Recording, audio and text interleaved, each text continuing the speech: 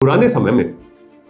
शास्त्रार्थ की एक प्रक्रिया होती थी प्राचीन समय में, अर्थात दूसरे का मत और हमारे मत का परस्पर परिचर्चा होती थी, उसको शास्त्रार्थ करते थे। तो शास्त्रार्थ में दोनों लोग बैठते थे और वो बैठ करके ये बात कहते थे कि देखो मेरा मत इस विषय में, ये आपका ये, और दोनों चर्चा करते थे, दोनों ही प्रमाण मानते थे किन्हीं चीजों को और आराम से विचार करते थे। इस विचार का नाम शास्त्रार्थ था। आजकल तो झगड़े का नाम शास्त्रार्थ कर दिया है। तो न्याय दर्शन में तीन चीजें हैं इस झगड़े की दृष्टि से कि जो सत्य को स्वीकार ही नहीं करना चाहता उसके साथ में क्या बात करें, जो पहले से उसने मान्यता बना ली है कि जिसके साथ में हम स्वीकार ही नहीं करेंगे, तो इसको छल, जाति और वितंडा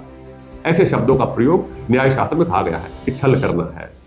जाति करना, दूसरे की बात को केवल काटना है, वितंडा करना है, अपना कोई मत रखना ही नहीं है, इत्यादि बातें वहां पर कही जाती है। वह सत्य को ग्रहण करना प्रधानता नहीं होती, सत्य के लिए नहीं कर रहे बात, परंतु जो सही को, अच्छाई को स्वीकार करने के लिए चर्चा होती है तो वो श्रेष्ठ है। पर जो ये व्यक्ति जो सुनना ही नहीं चाहता आपकी बात, क्योंकि उसको इतना रूढ़िवादिता और इतना कट्टर बना दिया जाता है, वहां तक आपकी बात जा ही नहीं रही है। इसके लिए यदि आप भी उसी स्तर पे आ जाएंगे, आप भी उसके ऊपर कटाक्ष करेंगे, छींटाकशी करने लगेंगे, तो आपस में बहुत अधिक द्वेष बढ़ जाएगा। हमें प्रचार तब तक करना कि वह व्यक्ति हमारे जीवन के माध्यम से, हमारे स्वभाव के माध्यम से हमारे बिल्कुल पास में आ जाए,